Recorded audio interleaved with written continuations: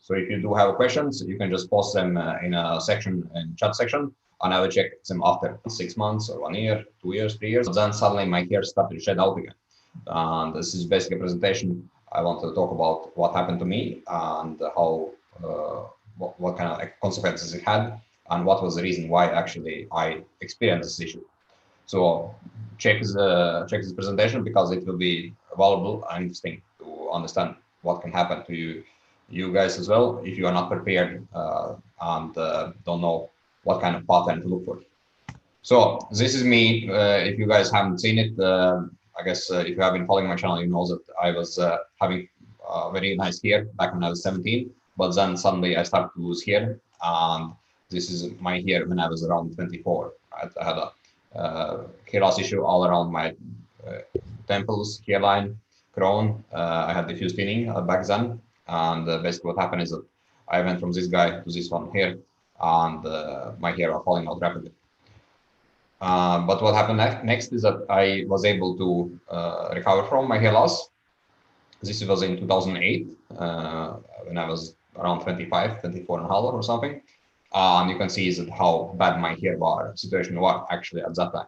Right? My hair was falling out rapidly, and it was basically, I was basically in the point of no return, but I still was able to recover from it, as you can see in a picture here on the left, is that I was able to recover from my hair loss and basically recover all my lost hairline and feeling temples and crown as well.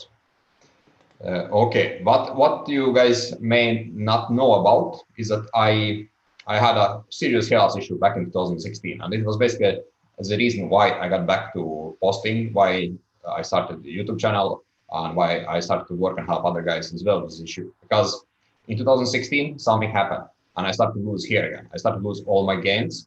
And you can see, let's say in 2015, in August 2015, I did take this picture. My hair was perfect, right? Perfect hairline, perfect crown, everything is awesome, right? And even in January 2016, my hair was awesome, right? You can see here, there was no issues. Everything was good. You can see that around August 2016, my temples were thinning out at very fast speed. The gains that I had from January was kind of diminishing at rapid speed. And basically what happened is that I overstimulated my scalp. Right? I was getting too greedy, and it is quite interesting because at this stage my hair was awesome. Right? It was just perfect hairline, everything is awesome. But I still was kind of in that mindset that I needed to push more. That I needed to kind of keep microneedling, keep applying minoxidil just to make it more perfect. Right? This was like my fails, that I actually keep pushing to the place where I should not go. Right? And my scalp started to feel itchy. It started to feel discomforting, and I was having some scalp issues. Right? And then what was next in the pattern was I started to shed hair. Right? But I just keep pushing even more because I was thinking, okay, maybe treatment has become more effective again, so I need to push more. And what happened is my hair started to fall out even more. You can see that the results were quite bad. Right? You can see how bad my hair was looking around August 2016. But then I understood what was happening, and I understood my failure, and I started to restart my treatment. Right? I started to calm it down. I started to heal my scalp, and what happened is that I was able to slowly recover from my hair loss issue. And at the end of 2016, in December and January 2017, you can see that I was basically having full. When I understood what was the problem and healed my scalp, I was able to get back my hair. Right? And but again, I didn't. January was good, right? 2017 January was good. You can see how nicely my hair was looking back then, and same with February, right? But things around March, April, things started to get better again. Right? I was starting to overstimulate my scalp, and but at that time I understood what again and get results. And you can see that in around October 2017, my hair looked perfect again. And here is my picture of me in December 2017. Right? So basically, I was able to recover again from it when I understood the pattern that I need to, like when I started. And this time, since I knew the pattern, I was able to recover very quickly from it. Right? And here is again some issues I did in 2018. Again, I was testing new things and they did not work for me. Like I have been testing a lot of different topicals over the years, uh, everything from DHT blocking on the scalp to DHT removal externally to different other topicals. Uh, Basically everything that I could find. 2019, February was good, but in March, April, I started to shed out again. So again, I understood what was happening. I quickly did take action, and I was able to recover. As you can see, in around basically end of the year, I had full setup here. Right? And from 2019 to 2020, I finally understood what is happening. Right, so I didn't do those mistakes again because like have a plan, how I actually plan it and do things. Right? And here is basically my timeline from 2019 to 2020. Right? Very nice. Everything was better. Right? And this is how it should be. Right? You should not have those ups and downs on experience growth and loss. Right? You should keep constant, keep it as a awesome and constant level all the time. Right? And this is like this is ideal situation. So my timeline basically is like this, just to give you a big background. And I started to lose here in 2003 when I was 18 years old. I got my first results in 2009, 6 years later. But then again, I started to lose ground in 2011 because of inflammation, dermatitis, and allergic reactions. Right? And it led to massive hair fall. If you check my other videos, I've been talking about it, how I basically lost, I would say like 40-50% of my gains from the Finasteride back in 2011. But then again, I was able to recover and get full set of regrowth in 2013. Right? And this basic vicious I showed you was from 2016 when I ran into troubles with overstimulation. And since 2017, I've been helping others and working with other guys regarding hair regrowth to gain and get the same results as I have been able to do. So this was my situation in 2008, right? You can see clearly how bad my temples were at that time. It was basically other videos I have showed how nicely my crown as well improved after I understood what is happening. And here is my hairline again, closed up. You can see it is quite perfect, even with long hair. Because I did decided in 2017 that I want to kind of grow out my hair long to check how long I could get them and see basically how it would feel. So I decided to just keep growing it. It was awesome, but again, it was not convenient and not practical because if one was having scalp inflammation, it is more easy to mess things up and like for example one is applying topicals or wash hair more often also and it is fully possible to get long hair if one is on treatment, but it's not convenient. So that was if one starts with Finasteride or other DHT blocker, right, and one is having hair loss, right, and then one starts with the DHT blocking and gets regrowth, right, but and hair loss kind of slows down and stops eventually, and after 6 months, right, it's everything, right. And it can happen after 6 months, 1 year, 2 years, right, or 3 years, but it eventually will happen, right? And let's say one starts to add other things to it, minoxidil, for example, right? Minoxidil. Yes, okay. And start to add some time, same pattern repeats again, right? Again, here are starting showing out again, and over time it declines. Maybe one adds more extreme things to it, like topical finasteride, like other things, and here may improve a bit over time, but that's long term. And basically not worry about losing hair again. One should always address all underlying issues behind hair loss. Right? You should not have any unchecked boxes in your plan. Right? And like I've been talking about in other videos, there are basically like 5-6 different factors that needs to be addressed, not just DHT. DHT, of course, is an important one, but there is also scalp inflammation, scalp issues that can cause issues. There is also allergic reactions.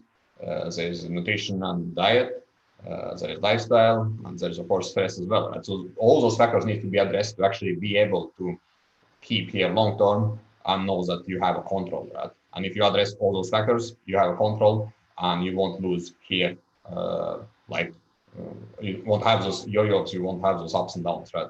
All the issues needs to be addressed to have perfect results. And does it work for everybody? Yes, it does, right? And recently I did the interview with one of the guys in my program a year ago, and he recovered his hair. And you can check interview in one of the videos that is posted on my YouTube channel. He is in his 30s, and it did work very well for him. And you can also check his before and after pictures. So it do work for everybody. It just it's about finding out what is actually happening in your situation, finding out what is causing your hair loss, and finding out most effective, right? Because if you ever had not that simple, right? Because there are different scalp conditions, different hair profiles, different skin types, right? There are many factors that play in, and if one addresses treatment in the wrong way, let's say one uses wrong kind of shampoo or and has allergic reaction to it, or one uses uh, some product that has wrong effect. Like some guys, for example, you can have an allergic reaction to the salt, so it can be a big issue. Others can have issues with aloe vera. Right? So there are many things. Right? So you cannot put everybody in one box and hope that it will work. Right? Every case needs to be understood the right way and addressed the right way as well. Right? This is very important. Yes. So basically, my point here is don't risk your hair. Time is essential. Right? You need to take action as fast as possible.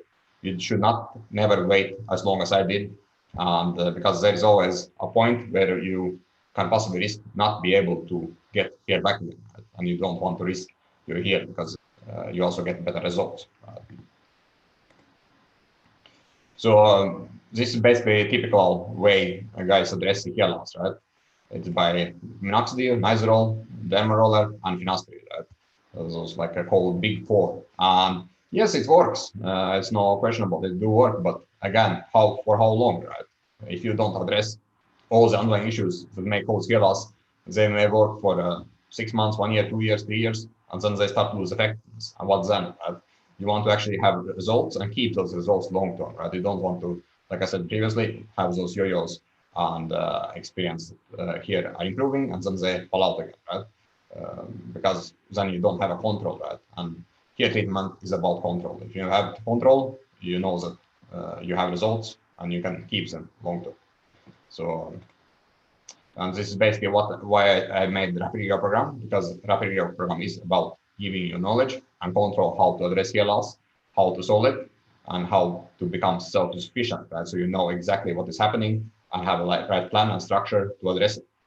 And when you have strategy, tactics, you know what kind of action steps you need to take to be able to be ahead of the pattern, ahead of the trend, and be able to regrow here and keep them, maintain them without having ups and downs. And if there are any issues, you know exactly what is causing it and how to address it.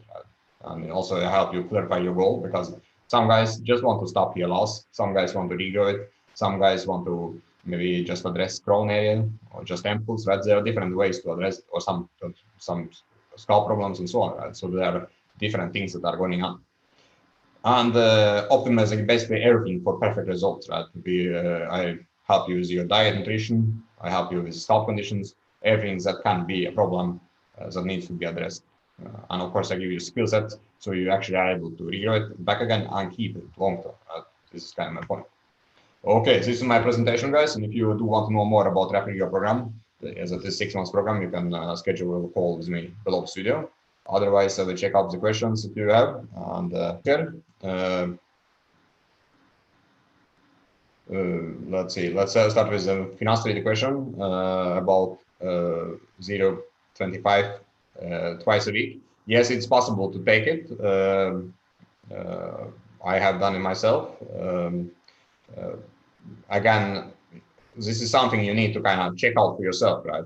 You need to test different amounts over time. But of course, if you are afraid of or scared of side effects, you may start at lower amount and possibly build up over time a higher amount. It should be tested, right? because there can be different things that can happen in scalp. It can be sebum buildup, it can be plugged pores, it can be inflamed hair follicles, tension, inflammation, possibly fungus infection or something. And so you need to find out what is actually happening there before you start to address it, because if you take like a wrong approach to it, you may lose here or you may lose more here, or you may mess things up, right? So you need to find out what is actually happening, what is mind causing your inflammation. Yes. Any more questions, guys?